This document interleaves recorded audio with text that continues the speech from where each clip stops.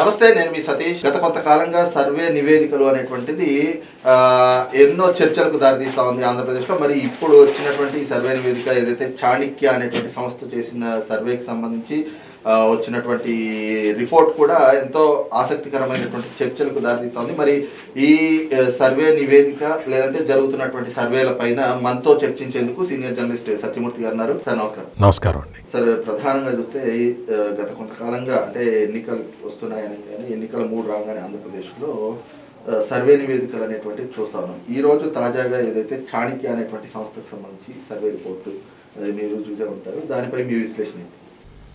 అదేంటి అంటే ఇప్పుడు సర్వే ఎట్లా చేశారు అనేది ప్రధానం అండి. ఊరికే సర్వే చేసాం మేము వాళ్ళకి 100 వస్తాయి వీళ్ళకి 200 వస్తాయి అని చెప్పడం కాకుండా నేను కూడా రిపోర్ట్ మొత్తం చదివాను. నేను చూస్తే వాళ్ళు మూడ్ ఆఫ్ ది పీపుల్ ఎలా ఉంది అంటే వాళ్ళు ఎట్లా శాంపులింగ్ ఎట్లా తీసుకున్నారు, ఏ ఏజ్ గ్రూప్ తీసుకున్నారు, ఏ ఇన్కమ్ గ్రూప్ తీసుకున్నారు, ఇవన్నీ కూడా ఏ ఏ అంశాలు ప్రభావితం చేసినాయి ప్రజల్ని అనే వాటి మీద వాళ్ళు కూలంకషంగా వాళ్ళు అందులో అంటే వాళ్ళకి సంబంధించిన ఆ సర్వే రిపోర్ట్లో వాళ్ళు అవన్నీ చెప్పారు. సో దీన్ని బట్టి మనకు అర్థమైన విషయం ఏంటి అంటే మనం ఒక అంచనాకి రావచ్చు. అంటే మూడ్ ఆఫ్ ది పీపుల్ ఈ విధంగా ఉన్నది అని మనం ఒక స్పష్టమైన అంచనాకి రావచ్చు. మీకు అంటే ఈ సంస్థ చేసిందే మనం పరిగణలోకి తీసుకోవాలా అనేది ఒక డౌట్ రావచ్చు. అంటే ఏంటి, ఇంతకు ముందర ఒక 8 నెలల కిందట 7-8 నెలల కిందట సీ వాటర్ అనే ఒక సంస్థ సర్వే చేసింది. మూడ్ ఆఫ్ ది నేషన్ పేరుతోటి పార్లమెంటు ఎన్నికల్లో ఎటు స్వింగ్ ఉంది అనేది. అందులో సీ వాటర్ సర్వేలో ఆంధ్రప్రదేశ్లో తెలుగుదేశం పార్టీకి 12 నుంచి 15 పార్లమెంటు స్థానాలు వస్తాయి అనేది ఒక వాళ్ళు ఒక అంచనాకు వచ్చారు. అంటే మూడ్ ఆఫ్ ది నేషన్. ఈ మూడ్ ఆఫ్ ది నేషన్ సర్వేనే అంతకుముందు సంవత్సరం కిందట చూస్తే తెలుగుదేశానికి ఇంత స్వింగ్ చూపించలేదు. అంటే తర్వాత స్వింగ్ వచ్చింది అనేది అర్థమైంది మనకి. సో ఆ తర్వాత ఆ mood of the nation C voter survey తర్వాత జనసేన తెలుగుదేశం ఒక ఒప్పందానికి వచ్చినాయి సీట్ల సర్దుబాటుకి. అది ఏంటి అంటే అది ఒక పెక్యులియర్ డెవలప్మెంట్ మొత్తం ఆంధ్రప్రదేశ్ రాజకీయాలలో అదొక విశిష్టమైన డెవలప్మెంట్. దాంతో ఏమైంది అంటే ఏకపక్షంగా రిజల్ట్స్ రాబోతున్నాయి అనేది ఒకటి ఎస్టాబ్లిష్ అయిన ఫ్యాక్ట్. అంటే తెలుగుదేశం ఒక్కదానికే ఒకటే పోటీ చేస్తే ఎలా ఉంటుందనేది mood of the nation C voter survey చెబితే ఇప్పుడు చాణక్యలో ఈ 2 కాంబినేషన్ ఎట్లా ఉండబోతున్నది అనేది చెప్పారు. సో మనం ఏంటి అంటే అంతకు ముందర ఆ మూడ్ ఆఫ్ ది నేషన్ నుంచి కూడా జరిగిన డెవలప్మెంట్స్ అన్నీ చూస్తే మొత్తం వైసీపీకి వ్యతిరేకంగా ఉన్నాయి, కనపడుతూ ఉన్నాయి. ఆ కనపడుతూ ఉన్న నేపథ్యంలో ఇప్పుడు ఈ సర్వే ఫలితాలు రావటంతో మనకేమనిపిస్తుంది అంటే ఈ సర్వే కరెక్ట్ అవుతుంది. వాళ్ళు శాంపులింగ్ కానీ వాళ్ళు చేసిన విధానం కానీ వాళ్ళు కొన్ని అంశాలు కూడా తీసుకొచ్చారు. ఇక ఈ అంశాలని వీటిని బట్టి చూస్తే ఆ సర్వే రిపోర్ట్ కరెక్ట్ అని మనకు అనిపిస్తుంది. సార్, ప్రధానంగా మీరు చెప్పినట్టుగా ఇప్పుడు అంశాలు అనేటువంటి విషయానికి వస్తే వాళ్ళు ఏ అంశాలని పరిగణలోకి తీసుకుని ఏ అంశాలు పైన ప్రజాభిప్రాయ సేకరణ చేశారంటే వాళ్ళు శాంపుల్స్ కలెక్ట్ చేసే దాంట్లో కూడా చూస్తే ప్రధానమైనటువంటి అంశం అసలు తెలంగాణ ఎన్నికల ఫలితాలు అనేటువంటిది ఏపీపై ప్రభావం చూపేటువంటి అవకాశం ఏ విధంగా ఉంది అనేటువంటిది. రెండోది, ఈ రోజున నవరత్నాలు అనేటువంటి జగన్మోహన్ రెడ్డి గారి ప్రభుత్వం ఏవో పథకాలు అందిస్తున్నామని చెప్తున్నారు కదా, వాటిపైన ప్రజల్లో ఉన్నటువంటి అభిప్రాయం ఏమిటి? అట్ ద సేమ్ టైం గత ప్రభుత్వం అంటే గత తెలుగుదేశం ప్రభుత్వం పాలన పైన ప్రజల్లో అభిప్రాయం ఏంటి? ఇప్పుడు ఈ ప్రభుత్వం పైన ఉన్నటువంటి ఈ పాలన పైన ఉన్నటువంటి అభిప్రాయం ఏమిటి? ఈ 3 కూడా ప్రధానమైనటువంటి అంశాలుగా అక్కడ ఇంపాక్ట్ చూపించాయి. దాంట్లోనే ప్రజల అభిప్రాయాలు ఎక్కువగా వచ్చినట్లు కూడా కనిపిస్తూ ఉంది. మరి ఇవి ఎట్లా చూడొచ్చు, అంటే వాటికి ఎలాంటి శాంటిటీ ఉంది అనుకోవచ్చు? ఇప్పుడు బేసిస్ ఉందండి. ఎట్లా అంటే ఇప్పుడు తెలంగాణ ఎన్నికలలో కాంగ్రెస్ పార్టీ గెలవటం అనేది అది ఒక స్వింగ్ని సూచించింది. బీఆర్ఎస్ పార్టీ మనకు తెలుసు. ఇప్పుడు బీఆర్ఎస్ పార్టీ అధినేత కేసీఆర్, అక్కడ ఆంధ్రాలో జగన్మోహన్ రెడ్డి, వీళ్ళిద్దరూ కూడా ఒక కమల పిల్లల్లాగానే ప్రవర్తించారు. జగన్మోహన్ రెడ్డి ఎన్నిక కోసం అని చెప్పి కేసీఆర్ రకరకాల సహాయాలు అందించాడు. అవన్నీ మనకు తెలుసు.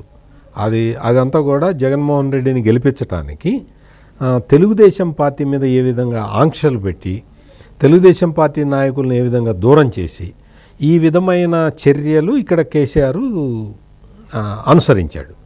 పైగా ప్రతి వాళ్ళకి ఏంటి అంటే ఆంధ్రాలో ఉన్న నాయకులు చాలామందికి తెలంగాణ భూభాగం మీద ఆస్తులు ఉంటాయి, వ్యాపారాలు ఇక్కడ ఉంటాయి, రియల్ ఎస్టేట్ కావచ్చు, హోటల్ ఇండస్ట్రీ కావచ్చు, రకరకాలుగా. అందుకని ఏంటి అంటే ఇక్కడ కేసీఆర్ ఉండి వాళ్ళందరినీ భయభ్రాంతులకు గురి చేయటం.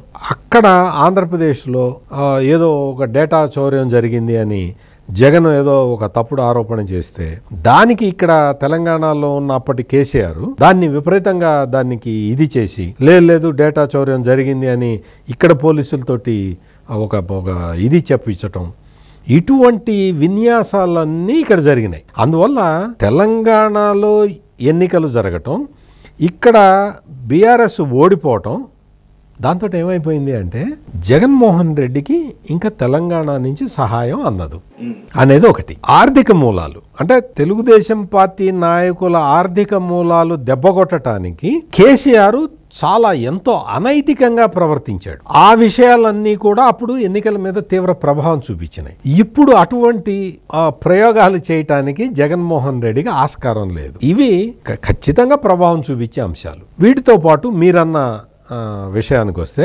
నవరత్నాలకి సంబంధించి ఈ నవరత్నాలు మనం ఆలోచిస్తే జగన్మోహన్ రెడ్డి ఏమేమి హామీలు ఇచ్చాడు. ఈ హామీలలో మెయిన్గా ఏంటి అంటే ఈ అమ్మఒడి కార్యక్రమం. ఈ అమ్మఒడి కార్యక్రమం తీసుకుంటే అంతకుముందు ఎన్నికల సమయంలో జగన్మోహన్ రెడ్డి సతీమణి భారతి ఆమె ఏం చెప్పింది, మొత్తం అంతా ఎంతమంది పిల్లలు ఉంటే అంతమందికి ఇస్తానని చెప్పింది. అది ఇవ్వలేదు. ఆరోగ్యశ్రీ దానికి సంబంధించి అవన్నీ అసలు బిల్లులే చెల్లించట్లేదు, హాస్పిటల్లో చేయటం లేదు. ఈ విధమైనవి మద్యపాన నిషేధం, అసలు మద్యపాన నిషేధం చేయందే నేను ఓట్లు అడగను అన్నాడు. ఇప్పుడు మద్యపాన నిషేధం కాదు కదా, సారా మీదే దండుకుంటున్నారు. ఈ ఆసరా పెన్షన్లు మీకు ఒకేసారి పెంచుతానని చెప్పి పెంచకపోవటం, 250 పెంచుకుంటూ ఇప్పటికీ 3000కి తీసుకురావటం, ఇంకా రాలేదు, ఇంకా జనవరిలో వస్తాయి. అంటే అన్నీ కూడా ఇటువంటివన్నీ కూడా ఆయన నవరత్నాలకి ఆయనే బొక్కలు పెట్టుకుంటూ వచ్చాడు జగన్మోహన్ రెడ్డి. దాంతో తీవ్రమైన వ్యతిరేకత ఉంది. అంటే ఈ లాభితులందరూ నాకే ఓట్లు వేస్తారు అని ఆయన అనుకుంటున్న సమయంలో ఎవరైతే ఈ లబ్ధిదారులు ఉన్నారో వాళ్ళే అసంతృప్తిగా ఉన్నారు అనేది అందరికీ అవగతం అయిపోతున్నది. అదే సర్వేలో ప్రతిఫలించింది. కాబట్టి జగన్మోహన్ రెడ్డి ఆంధ్రప్రదేశ్లో దారుణంగా ఓడిపోబోతున్నాడు అనేది ఎస్టాబ్లిష్ అయింది. అది ఈ సర్వేలో స్పష్టంగా కనిపించింది. సార్ ఇక్కడ చూస్తే ఇంకో ప్రధానమైనటువంటి అంశం ఓట్ షేర్ కూడా చూసుకుంటే గత ఎన్నికల్లో 2019లో జగన్మోహన్ రెడ్డికి 51% ఓట్ షేర్ వచ్చింది. కానీ ఇప్పుడు ఈ సర్వే నివేదిక ఆధారంగా చూస్తే దాదాపు ఇప్పుడు ఆ ఓట్ షేర్ అన్నది 42% పడిపోయింది. అట్ ద సేమ్ టైం టీడీపీది కానీ జనసేనది కావచ్చు, వాళ్ళ పరిస్థితి కూడా చూస్తే గత ఎన్నికల్లో 39% ఓట్ షేర్ వచ్చినటువంటి తెలుగుదేశానికి ఇప్పుడు 43% పెరిగింది. జనసేనకు కూడా గత ఎన్నికల్లో 6% నుంచి 8% ఎంత వచ్చింది, ఇప్పుడు అది దాదాపు 12-13%కి అది కూడా ఎగబాకినటువంటి పరిస్థితి. అలాగే సీట్ల వ్యవహారం కూడా చూస్తే ఈసారి దాదాపు 112 నుంచి 117 సీట్ల వరకు తెలుగుదేశం పార్టీకి, అలాగే జనసేనకు కూడా 10 నుంచి 12 సీట్ల వరకు వాళ్లకు వస్తాయి. వైఎస్ఆర్ కాంగ్రెస్ పార్టీకి వచ్చేటప్పటికి 42 ఎంత వస్తాయి అనేటువంటి ఈ ఫిగర్స్ కూడా వచ్చినాయి.